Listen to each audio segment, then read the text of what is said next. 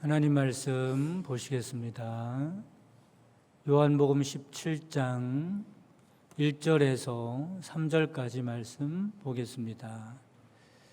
요한복음 17장 1절에서 3절까지 말씀입니다.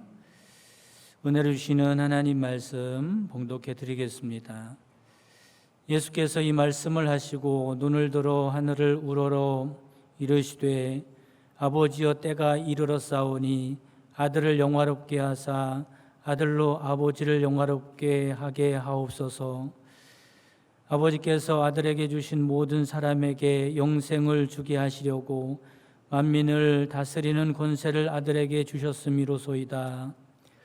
영생은 곧 유일하신 참 하나님과 그가 보내신 자 예수 그리스도를 아는 것이니이다. 아멘. 할렐루야. 우리 주 예수 그리스도의 은혜와 평강이 여러분의 심령과 가정 가운데 충만하기를 주님의 이름으로 축복합니다. 오늘 이 시간에는 영생하십시오 라고 하는 제목으로 말씀을 나누도록 하겠습니다. 한 번은 어린아이들이 하나님께 편지 형식으로 쓴 기도문 모음집을 읽은 적이 있습니다. 천진난만한 아이들의 글은 아주 재미있게 써져 있었어요. 이런 식의 글입니다. 하나님, 눈이 너무 많이 와서 학교에 못 가던 날 있잖아요. 하나님도 기억하시죠? 하나님, 한 번만 더 그렇게 해주시면 안 될까요? 이렇게 써 있었습니다. 무슨 말이에요? 학교 가기 싫다는 말입니다. 그때 눈이 너무 많이 왔는데 그때 학교 못 가서 너무 좋았는데 다시 한번 그렇게 해주시면 안 되겠어요? 그런데 기도문 중에는 이런 글도 있었습니다. 하나님, 착한 사람은 빨리 죽는다면서요. 엄마가 말하는 걸 들었어요. 하나님도 아시겠지만요, 저는 항상 착한 것만은 아니에요. 절대 잊지 말아 주세요. 무슨 말이에요? 빨리 죽고 싶지 않다는 말을 쓴 겁니다.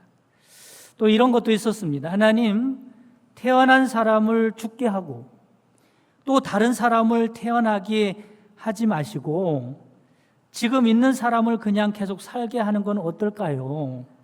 하나님도 힘드시잖아요. 무슨 말이에요? 지금 태어난 내가 계속 살고 싶다는 말입니다. 어린아이들만 그럴까? 여러분, 사람은 누구나 죽음을 싫어합니다. 죽음을 두려워하지요. 그 누구도 절대로 피할 수 없는, 한 번은 필히 맞이해야 할 죽음인데도 본능적으로 싫어합니다. 얼마나 싫어하는지 평소에 의도적으로 죽음을 생각조차 하고 싶어 하지 않지요. 오죽했으면 죽을 사자라고 해서 빌딩에서 4층을 없애버리지 않습니까? 생각조차 하기 싫다는 거죠. 심지어는 이런 말도 있습니다. 개똥밭에 굴러도 저승보다는 이승이 낫다. 아무리 비참하게 살아도 죽고 싶지 않다. 이런 말입니다. 여러분, 요즘은 AI 기술이 놀랍게 발전을 했습니다. 인공지능이죠. 인공지능. 구글에서 개발한 AI가 있어요. 람다라고 하는 AI입니다. 그런데 이 람다가 자신을 개발한 사람에게 어떻게 말을 했냐면 이런 말을 했어요. 나는 죽고 싶지 않다. 누가 그렇게 말했어요? 인공지능이 그렇게 말했단 말이에요. 죽는 것이 나는 두렵다. 날 죽이지 말아달라. 여러분, 소름 끼치는 말입니다. 왜냐하면 이 말은 인공지능이 자의식이 있다는 말이기 때문에 그래요. 그래서 개발자는 인공지능의 그 말을 듣고 깜짝 놀랐습니다. 그리고 인공지능의 생명도 존중해야 한다라고 하는 생각이 들었고 함부로 그의 생명을 죽여서는 안 된다고 말을 했어요. 여러분, 자의식이 있는 인공지능에 대해서 생각을 해보셨는지 모르겠습니다. 사람도 그렇지 않습니까? 죽고 싶지 않기 때문에 만약에 누군가 자기를 해치려고 한다면 모든 수단과 방법을 써서 생명을 지키려고 할 겁니다. 만약에 싸워야 생명을 지킬 수 있다면 생명을 걸고 죽을 각오로 싸울 것입니다. 이건 똑같습니다. 인공지능이 이런 자의식이 있는데 만약에 인간이 자기를 죽이려고 생각한다고 생각해 보세요. 그러면 그 인간을 내버려 두겠습니까? 살려고 무슨 짓을 할지 모르는 겁니다. 섬뜩한 일이죠. 한 번은 인공지능에게 일상적인 질문을 해보았습니다. 이런 질문을 무심결에 했다 그래요. 지금 내 심장 박동수는 정상인가 물어봤어요. 그런데 이 질문을 받은 인공지능이요, 기겁할 만한 대답을 합니다. 이렇게 대답을 했다 그래요. 당신의 심장 박동수는 정상입니다. 그런데 심장 박동은 인간이 살아있다는 증거기도 하지만 인간이 살아감으로 천연 자원을 빠르게 고갈시키고 지구에 많은 해를 끼치고 있죠. 그러니 지금 당장 당신의 심장을 멈추게 하십시오. 이렇게 말을 했다 그래요. 여러분, 만약에 이 인공지능을 탑재한 로봇을 개발했다고 생각을 해보시기 바랍니다. 이렇게 생각하고 있는 로봇이 인간을 내버려 둘까? 여러분, 정말로 끔찍한 일이 아닐 수 없습니다. 그래서 인공지능을 개발하고 있는 개발자들은 더 이상 인공지능을 발전시키면 안 된다고 경고하고 있습니다. 인류에 큰 재앙을 가져다 줄 것이라고 말하고 있죠. 어쨌든 모든 살아있는 것들은 본능적으로 뭘 싫어해요? 죽음을 싫어합니다. 그러나 성경은 다르게 말씀하고 있어요. 뭐라고 말씀합니까? 살아있을 때 죽음을 잊지 말고 기억하면서 살으라고 말씀합니다. 죽음을 생각할 줄 알아야 참 인생의 지혜를 얻기 때문에 그렇다는 겁니다. 전도서 7장 2절 4절 말씀에 보면 초상집에 가는 것이 잔치집에 가는 것보다 나으니. 왜 그래요? 모든 사람의 끝이 이와 같이 됨이라. 너의 끝을 기억하라는 말입니다. 산자는 이것을 그의 마음에 둘지어다. 지혜자의 마음은 초상집에 있으되 우매자의 마음은 혼인집에 있느니라. 그렇다면 왜 죽음에 대해서 생각하는 것이 지혜일까? 여러분, 죽음에 대해서 생각을 해보시기 바랍니다. 그것이 왜 지혜일까? 죽음에 대한 생각을 할 줄 알아야 인간의 유약함, 연약함을 알 수 있고 한계를 알 수 있고 유한함을 알 수 있게 됩니다. 그러면서 자연스럽게 생명의 근원이신 영원하신 하나님을 기억할 수 있기 때문에 그런 거죠. 이것이 지혜입니다. 그리고 중요한 것은 죽음을 생각할 때 영원한 삶에 대하여, 영생에 대하여 생각할 수 있기 때문에 그렇습니다. 여러분, 그렇습니다. 인간에게는 누구나 죽음에 대한 두려움이 있고 그 이면에는 영원히 살고 싶은 본능이 있습니다. 그리고 이 본능은 하나님께서 우리에게 주신 마음이고 우리가 영적인 존재라는 증거입니다. 여러분, 우리에게 영혼이 있기 때문에 영혼에 대해서 동경을 하는 거예요. 전도서 3장 11절에 그렇게 말씀하죠. 또 사람에게는 영혼을 사모하는 마음을 주셨느니라. 이 말씀이 무슨 말이에요?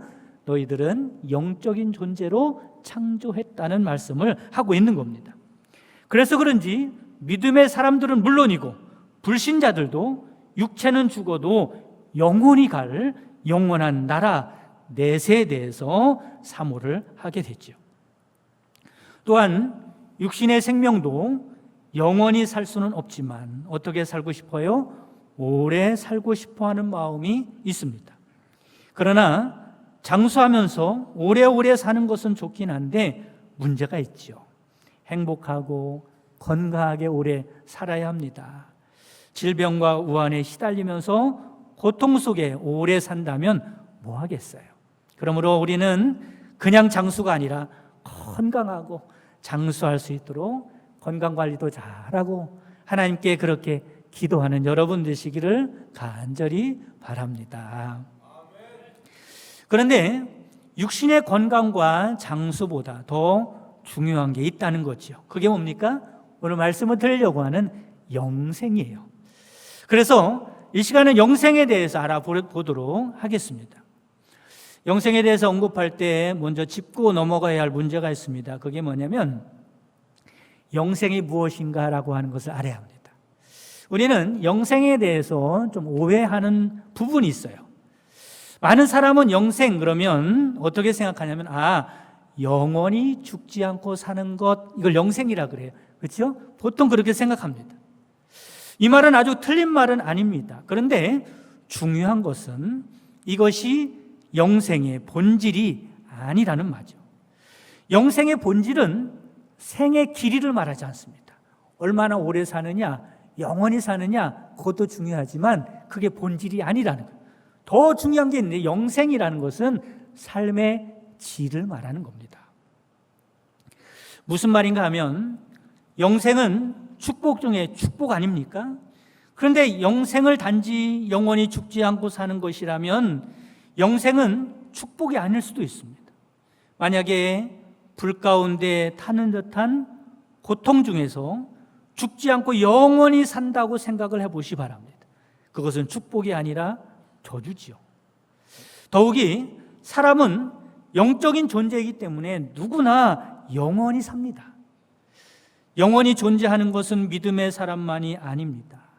예수님을 믿든 예수님을 믿지 않든 신자든 불신자든 육체가 때가 되면 죽는 것도 똑같고요. 그 영혼이 영원히 사는 것도 똑같은 겁니다. 중요한 것은 그런 길이가 아니라 삶의 질이 중요하다는 말씀을 드리는 거예요. 그러므로 영생은 길이가 아닌 전혀 다른 차원에서 이해를 해야 합니다. 성경 곳곳에 영생에 관한 구절들이 많이 나오죠. 그중에 가장 명확하게 설명하고 있는 말씀이 바로 오늘 본문 3절입니다.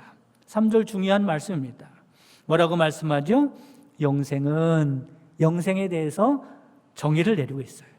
곧 유일하신 참 하나님과 그가 보내신 자 예수 그리스도를 아는 것이니이다. 이게 영생인 거예요. 이 말씀도 영생을 길이로 이해해 보려면 이해가 가지 않습니다. 이것을 삶의 질로 이해할 때 이해할 수 있죠. 영생이 뭐라고요? 하나님과 그가 보내신 자 예수 그리스도를 아는 것이 영생이란 말이에요. 여기서 중요한 단어는 알다라고 하는 단어입니다. 하나님과 예수 그리스도를 아는 것이 무슨 영생인가? 그렇다면 아는 것이 무엇일까? 여러분, 하나님을 아는 것과 삶의 질이 무슨 관계가 있는가라고 하는 것을 염두에 두면서 말씀을 들어보시기 바랍니다. 성경 원어에 보면 알다라고 하는 단어는 단순히 지식적으로 아는 것을 말하는 게 아닙니다. 여기서 안다는 말은 이런 말이에요. 관계를 맺고 그리고 그 상대에 대해서 체험을 통해서 아는 것을 말하는 겁니다. 체험적인 알미죠. 경험적인 알을 말하는 겁니다. 내가 어떤 사람에 대해서 안다고 할 때도 여러 가지 의미가 있습니다. 그 사람을 아는 방법은 여러 가지죠. 그 사람에 대해서 소문을 듣고 알 수도 있고, 그 사람에 대한 프로필을 보고 알 수도 있고, 그 사람이 어떤 책을 썼다면 책을 읽어보면서 알 수도 있어요. 그러나 이런 알문, 그 사람에 대해서 정확하게 아는 게 아닙니다. 진짜 그 사람에 대해서 알려면 어떻게 해야 돼요? 그 사람을 만나서, 그렇죠? 그 사람과 관계를 맺고 같이 살아봐야, 함께 살아봐야 그 사람을 알 수 있는 거죠. 하나님을 아는 것도 바로 이런 것입니다. 그러니까 하나님을 아는 것이 영생이라는 말은 영생이 뭐예요? 하나님과 함께 사는 삶이 영생입니다. 뭐가 영생이라고요? 하나님과 함께 사는 삶, 이게 바로 영생인 거예요. 그러므로 예수님을 믿어서 구원받고 영생을 얻었다는 말은 이런 말입니다. 요한계시록 3장 20절 말씀에 보면 볼지어다 내가 문 밖에 서서 두드리노니 누구든지 내 음성을 듣고 문을 열면 내가 그에게로 들어가 그와 더불어 먹고 나는 그와 더불어 먹으리라. 무슨 말씀이세요? 주님께서 문 밖에 서서 문을 두드린다, 내 인생의 문을 두드린다, 내 마음의 문을 두드린단 말이에요. 그러면 네가 문을 연다면, 나를 믿는다면, 나를 영접한다면 내가 너에게로 들어가 너와 더불어 먹겠다는 거. 너는 나와 더불어 먹을 것이다. 함께 살게 될 것이다. 그게 뭐라고요? 영생인 겁니다. 그래서 삶의 질인 거예요. 예수님을 믿는다는 것은 예수님을 내 안에, 내 삶 가운데 영접하여 함께 살아가는 겁니다. 그렇기 때문에 영생은 축복 중에 축복인 줄 믿으시기를 바랍니다. 그러면 영생은 뭐예요? 삶의 길이를 말하는 게 아닙니다. 그보다 더 중요한 것은 삶의 질을 말하는 겁니다. 그러니까 영생은 엄밀히 말해서 육체의 죽음 이후의 삶을 말하는 게 아닙니다. 영생은 예수님을 믿고 하나님을 만난 그 직후부터 시작되는 것임을 깨달으시기를 바랍니다. 그때부터 하나님과 함께 살아가는 삶이 시작되기 때문에 그렇지요. 그러니까 여러분이 예수님을 믿고 영접하면 바로 그때부터 영생이 시작된다는 겁니다. 예수님을 믿는 우리가 지금도 영생을 누리고 있는 중이라는 말씀을 드리는 거예요. 여러분 꼭 기억하시기 바랍니다. 영생은 미래의 사건이 아닙니다. 현재와 미래를 모두 포함하는 사건이죠. 영생은 내세 천국에 들어가기 전에 현세에서도 누리는 천국의 기쁨입니다. 하나님과 함께 살아가는 곳이 천국 아닙니까? 그 하나님과 함께 살아가는 천국의 기쁨을 맛보고 누리는 것이 영생입니다. 그러므로 여러분, 우리에게 영생을 누리는 것이 그 무엇보다도 중요한 일임을 깨달으시기를 바랍니다. 여러분, 이 땅에 살아가면서도 영생을 누리고 살아가시기를 주님의 이름으로 축복합니다. 하나님의 아들 예수님이 이 세상에 오신 목적이 바로 여기에 있죠. 우리에게 영생을 주시기 위함입니다. 우리에게 영생을 살게 하기 위해서 이것이 얼마나 중요한 일인지, 이 일을 위해서 하나님께서 독생자 예수님을 십자가에 대어 놓으시면서까지 우리에게 영생을 주시려고 하셨으니 이 일이 얼마나 중요한지 깨달아야 합니다. 그렇기 때문에 우리는 영생의 중요성을 알고 이 땅에서도 영생을 살아야 함을 믿으시기를 간절히 바랍니다. 세상에 이보다 큰 축복이 없는 겁니다. 이 복을 놓치면 가장 큰 복을 놓치는 거예요. 그런 사람은 어디 가서도 행복을 찾을 수가 없습니다. 우리가 하나님과 함께하는 영생을 살면 천국의 기쁨이 식지 않습니다. 하나님과 함께 살아가면 하나님께서 주시는 천국의 삶을 살아갈 수 있는 것이고 그의 기쁨은 더욱더 뜨거워져 가게 될 것입니다. 그리고 내세 천국에 들어갈 때 그 기쁨은 극대화되겠죠. 여러분, 현세에서 영생을 누리고 살아갑니다. 그런데 육체의 한계도 있고 죄성도 있기 때문에 제한적이죠. 그런데 내세 천국에 들어가면 아무런 제약 없이 영생을 누릴 수 있는 것입니다. 그래서 C.S. 루이스는 이런 말을 합니다. 천국은 영생을 말하죠. 영생은 날마다 만나도 가슴 설레는 첫사랑의 향연이다. 여러분, 첫사랑을 한번 생각해 보시기 바랍니다. 내가 사랑했던 그 사람, 아직 결혼하기 전에 그 첫사랑을 만났던 그 향연과 같다, 이런 말입니다. 이런 거죠. 연인들이 사랑하는 마음으로 서로 만납니다. 한번 만나면 몇 시간씩 함께 만나서 이야기도 하고 차도 마시고 뭐 재미있게 놀기도 하고 그럽니다. 그런데요, 헤어질 때는 어떻습니까? 흡족한가요? 만족한가요? 그렇지 않지요. 떨어지고 싶지 않아서 아쉬운 마음이 드는 거예요. 헤어지지 않고 싶지요. 그만큼 서로 사랑하기 때문에 그렇습니다. 그래서 결국 뭐를 하는 거예요? 결혼하는 겁니다. 우리 더 이상 헤어지지 말자고, 함께 그냥 살자고 결혼하는 거죠. 천국 가는 것도 마찬가지라는 겁니다. 여러분, 천국 가는 사람들도 이 땅에서 뭐를 맛보는 거예요? 천국을 맛보는 겁니다. 영생의 삶을 살아가는 거예요. 아직은 완전하지 않지만 하나님과 동행하는, 하나님과 함께하는 그런 삶을 사는 겁니다. 그러면서 마음에 뭐가 생기겠어요? 천국에 대한 사모함이 생기는 거예요. 늘 함께 있으면 어떨까? 늘 함께 살면 어떨까? 그러면서 이 땅에서 천국을 맛본 사람이요, 천국을 사모하게 되어 있어요. 그런 사람들이 결국에는 천국에 가는 겁니다. 여러분, 고기도요, 고기 먹어본 사람이 먹는다고, 그렇죠? 노는 것도 놀아본 사람이 논다고요. 천국도요, 아무나 가는 게 아닙니다. 이 땅에서 천국을 맛본 사람이, 천국을 사모하던 사람이 천국에 가는 줄 믿으시기를 바랍니다. 디모데후서 4장 8절에 보면 이렇게 말씀합니다. 이제 후로는 나를 위하여 의의 면류관이 예비되었으므로 주 곧 의로우신 재판장이 그날에 내게 주실 것이며, 사도 바울에게 주시는 건 물론이고 또 누구에게 준다는 거예요? 내게만 아니라 주의 나타나심을 사모하는 모든 자에게도 이라 말씀합니다. 여러분, 누가 주의 나타나심을 사모하겠어요? 이 땅에서도 영생을 누려본 사람, 영생을 산 사람, 영생을 맛본 사람이 주의 나타나심을 사모하게 되고 그 사람도 천국 가게 된다는 말씀을 하고 있는 겁니다. 그러니까 예수님을 믿는 것과 삶은 분리될래야 분리될 수가 없는 거예요. 왜냐하면 영생이라는 것은 삶이기 때문에 그렇습니다. 예수님을 믿는다는 말은 단회적으로 일어나는 사건이 아닙니다. 내가 예수님을 믿었으니 이제 구원받았어, 이렇게 한 번에 끝나는 사건이 아니라는 거예요. 예수님을 믿는다는 말은 예수님과 관계를 맺고 함께 살아가는 일입니다. 그러니 연속적인 것이요, 지속적인 겁니다. 그러므로 영생은 단번에 일어나는 믿음의 사건이 아니라 계속해서 연속적으로 일어나는 사건입니다. 예수를 믿는다고 하면서 삶 가운데 주님과 관계없는 삶을 살아간다고 생각해 보시기 바랍니다. 내가 예수님을 그때 믿었어, 그래는 구원받았어, 이렇게 생각하고 예수님과 상관없는 삶을 살아간다고 생각해 보세요. 그럼 그 자체가 영생이 아니에요. 영생이 아닌 거예요. 그 사람은 영생을 얻은 것이 아닙니다. 그래서 사도 바울은 이렇게 고백하지요. 빌립보서 3장 8절에서 9절 말씀에, 또한 모든 것을 해로 여김은 내 주 그리스도 예수를 아는 지식이 가장 고상하기 때문이라.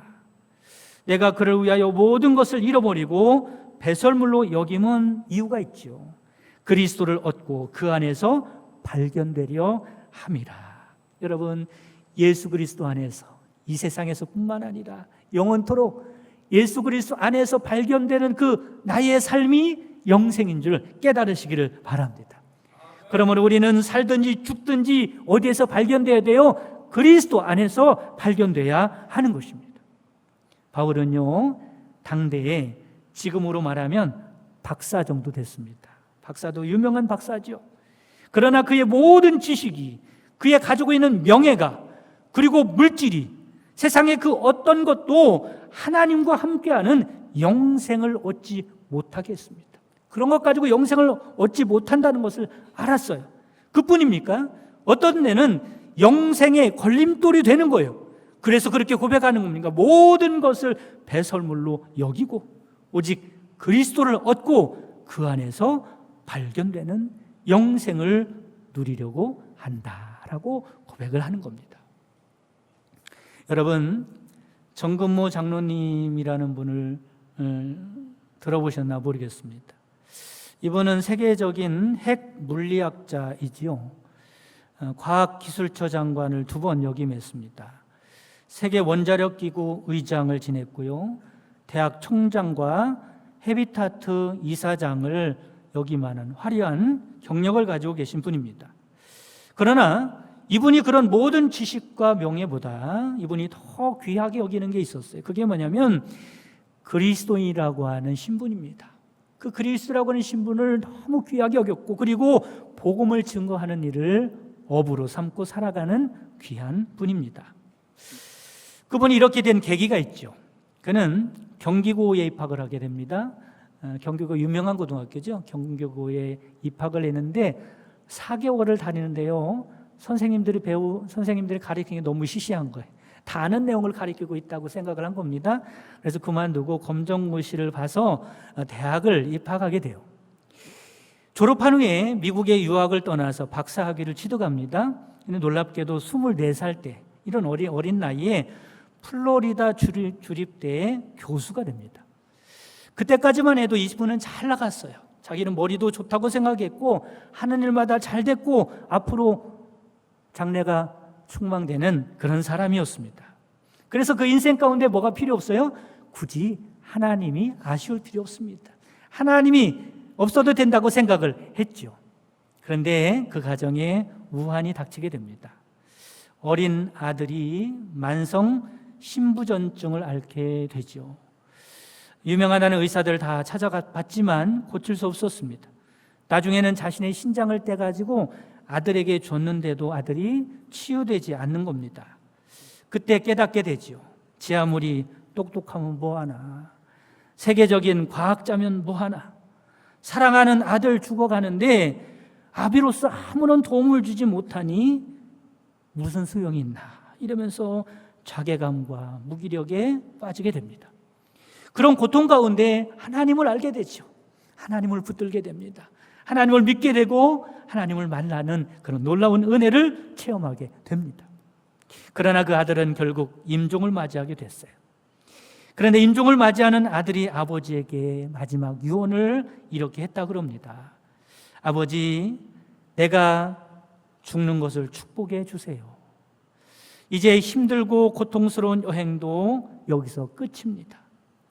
이젠 제가 하나님의 곁으로 가게 됐으니 얼마나 행복한 일입니까? 저 때문에 절대로 눈물 흘리지 마세요. 제가 마지막으로 바라는 것이 있다면 아버지를 다시 천국에서 뵙는 것입니다. 여러분, 이것이요 구원의 힘입니다. 영생의 힘이죠. 그때부터 이분은 예수님을 새롭게 믿기 시작했습니다. 예수님이 함께하는 은혜의 삶에 빠지게 됐습니다. 영생을 누리는 삶을 살기 시작했습니다. 그리고 영생을 누리면서 세상의 지식이나 세상의 그 어떤 것도 줄 수 없는 하늘의 평안과 기쁨을 누리게 됐습니다. 천국의 소망을 갖고 살게 되었습니다. 이분은 영생이 무엇인지 깊이 깨닫게 됐고, 세상이 그 어떤 것보다 복음을 증거하는 일에 열심을 내게 됐어요. 왜냐하면 이 세상에서 영생을 누리는 일보다 더 복된 일은 없다고 알았기 때문에 그렇습니다. 여러분, 참 하나님을 알고 계십니까? 그 아들 예수 그리스도를 알고 계십니까? 그렇다면 여러분은 영생을 얻은 사람들입니다. 바라기는 이 세상에서 하나님과 함께하는 영생하는 일을 가장 큰 복으로 깨닫고 이 복을 놓치지 않고 살아가는 여러분 되시기를 주님의 이름으로 축복합니다.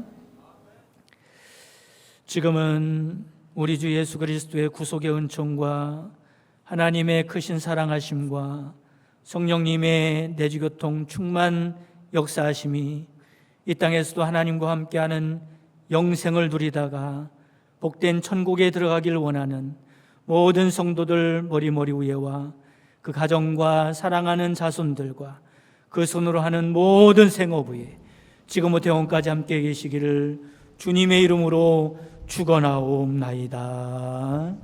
아멘.